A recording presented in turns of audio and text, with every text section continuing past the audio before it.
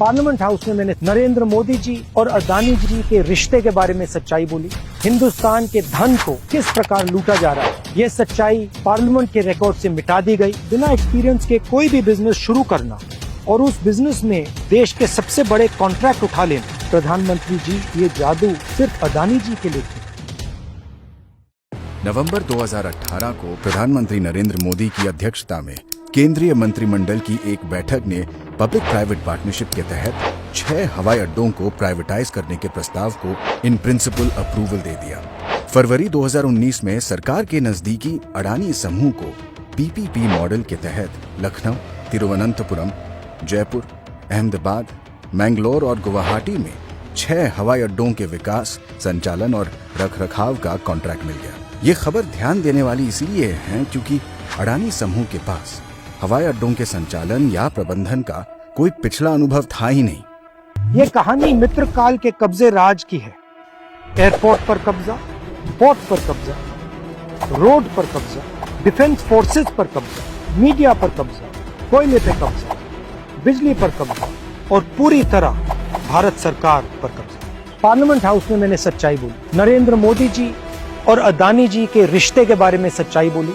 हिंदुस्तान के धन को किस प्रकार लूटा जा रहा है उसके बारे में सबूत देकर मैंने सच्चाई दी। ये सच्चाई पार्लियामेंट के रिकॉर्ड से मिटा दी गई। मेरे रिमार्क्स एक्सपंज कर दिए गए। ये देखिए रिश्ता। माननीय सदस्य प्लीज पोस्टर नहीं, फोटो है सर, वो पोस्टर नहीं। इसके बारे में मीडिया में कुछ नहीं आया, मीडिया ने कुछ नहीं बोला और जो सवाल मैंने प्रधानमंत्री जी से पूछे, सबूत देकर पूछे, उनका जवाब नरेंद्र मोदी जी ने नहीं दिया। एयरपोर्ट उद्योग इस देश का सनराइज इंडस्ट्री है। हमारी राष्ट्रीय सुरक्षा की दृष्टि से एक बहुत ही महत्वपूर्ण उद्योग है। देश के हवाई अड्डों पर नियंत्रण का अर्थ है देश के संसाधनों के एक बड़े हिस्से पर नियंत्रण। ये है एयरपोर्ट्स का अदानी द्वारा असली कब्जा।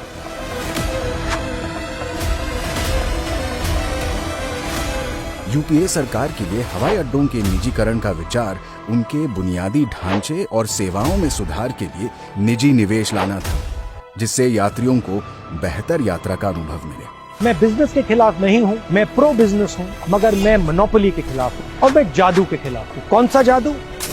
609 से 2 का जादू, 4 से 14 का जादू, 0 से 6 का जादू।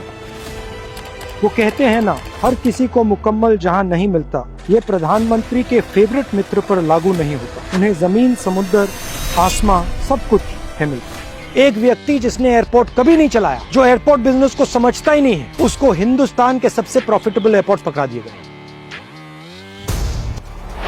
सरकार झुक गई और अडानी समूह के पक्ष में नियम बदल दिए गए। कॉन्ट्रैक्ट के लिए बोली लगाने से पहले और बोली लगाने के बाद हवाई अड्डा क्षेत्र में पूर्व अनुभव की आवश्यकता को खत्म कर दिया गया। दूसरा सवाल, एक ही व्यक्ति को 6 एयरपोर्ट्स क्यों दिए गए? नियम था कि एक व्यक्ति को ज्यादा से ज्यादा 2 एयरपोर्ट दिए जाए। ये 6 हवाई अड्डा विकास परियोजनाएं हाईली कैपिटल इंटेंसिव हैं और इसमें प्रोजेक्ट फेलियर्स होने की संभावनाएं भी हैं। और यदि कोई परियोजना विफल होती है तो विफल परियोजनाओं को लेने के लिए अन्य सक्षम बोलीदाता उपलब्ध होने चाहिए। एक और सवाल, जब यह निर्णय लिया गया, airport authority of India, union, finance ministry और नीति आयोग सब ने ऑब्जेक्ट किया और कहा कि यह निर्णय गलत है। इनके ऑब्जेक्शन को किसने ओवरटर्न किया और क्यों? जो कंसेशन 30 साल का था उसे 50 साल का क्यों किया गया? और जो रेवेन्यू मॉडल था उसको क्यों बदला और किसने बदला? आखिरी जादू, मुंबई एयरपोर्ट, हिंदुस्तान के एयरपोर्ट्स की सोने की चिड़िया। मुंबई एयरपोर्ट के ऑपरेटर पर एजेंसीज का दबाव, सीबीआई, ईडी, और जैसे ही मुंबई एयरपोर्ट्स के ऑपरेटर अदानी जी को एयरपोर्ट ट्रांसफर करते हैं, वैसे ही एजेंसीज उनको क्लीन चिट दे देती है। मैंने ये सारे मुद्दे उठाए और ये सुनिए नरेंद्र मोदी जी का जवाब। तुम्हारे पांव के नीचे कोई जमीन नहीं। कमाल ये है कि फिर भी तुम्हें यकीन नहीं। प्रधानमंत्री जी ने शायद दुष्यंत जी की कविता की अगली दो पंक्तियां नहीं पढ़ी। मैं बेपनाह अंधेरों को सुबह कैसे कहूँ, मैं इन नजारों का अंधा तमाशबीन नहीं। सच्चाई बोलना, सच्चाई का सामना करना हमारे देश की हिस्ट्री, हमारे देश का इतिहास है। पार्लियामेंट हाउस में मैंने नरेंद्र मोदी जी और अदानी जी के रिश्ते के बारे में सच्चाई बोली। हिंदुस्तान के धन को किस प्रकार लूटा जा रहा है, ये सच्चाई पार्लियामेंट के रिकॉर्ड से मिटा दी गई। बिना एक्सपीरियंस के कोई भी बिजनेस शुरू करना और उस बिजनेस में देश के सबसे बड़े कॉन्ट्रैक्ट उठा लेना, प्रधानमंत्री जी ये जादू सिर्फ अदानी जी के लिए थी। नवंबर 2018 को प्रधानमंत्री नरेंद्र मोदी की अध्यक्षता में केंद्रीय मंत्रिमंडल की एक बैठक ने पब्लिक प्राइवेट पार्टनरशिप के तहत 6 हवाई अड्डों को प्राइवेटाइज करने के प्रस्ताव को इन प्रिंसिपल अप्रूवल दे दिया। फरवरी 2019 में सरकार के नजदीकी अडानी समूह को पीपीपी मॉडल के तहत लखनऊ, तिरुवनंतपुरम, जयपुर, अहमदाबाद, मैंगलोर और गुवाहाटी में 6 हवाई अड्डों के विकास, संचालन और रखरखाव का कॉन्ट्रैक्ट मिल गया। ये खबर ध्यान देने वाली इसीलिए है क्योंकि अडानी समूह के पास हवाई अड्डों के संचालन या प्रबंधन का कोई पिछला अनुभव था ही नहीं। ये कहानी मित्र काल के कब्जे राज की है। एयरपोर्ट पर कब्जा, पोर्ट पर कब्जा, रोड पर कब्जा, डिफेंस फोर्सेस पर कब्जा, मीडिया पर कब्जा, कोयले पे कब्जा, बिजली पर कब्जा और पूरी तरह भारत सरकार पर कब्जा। पार्लियामेंट हाउस में मैंने सच्चाई बोली। नरेंद्र मोदी जी और अदानी जी के रिश्ते के बारे में सच्चाई बोली। हिंदुस्तान के धन को किस प्रकार लूटा जा रहा है उसके बारे में सबूत देकर मैंने सच्चाई दी। ये सच्चाई पार्लियामेंट के रिकॉर्ड से मिटा दी गई, मेरे रिमार्क्स एक्सपंज कर दिए गए। ये देखिए रिश्ता। माने सुबह पोस्टर प्लीज, पोस्टर नहीं, फोटो है सर, वो पोस्टर नहीं। इसके बारे में मीडिया में कुछ नहीं आया, मीडिया ने कुछ नहीं बोला और जो सवाल मैंने प्रधानमंत्री जी से पूछे, सबूत देकर पूछे, उनका जवाब नरेंद्र मोदी जी ने नहीं दिया। एयरपोर्ट उद्योग इस देश का सनराइज इंडस्ट्री है।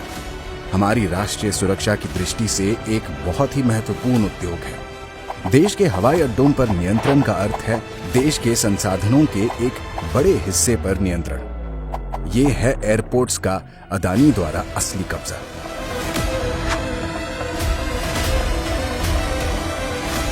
यूपीए सरकार के लिए हवाई अड्डों के निजीकरण का विचार उनके बुनियादी ढांचे और सेवाओं में सुधार के लिए निजी निवेश लाना था, जिससे यात्रियों को बेहतर यात्रा का अनुभव मिले।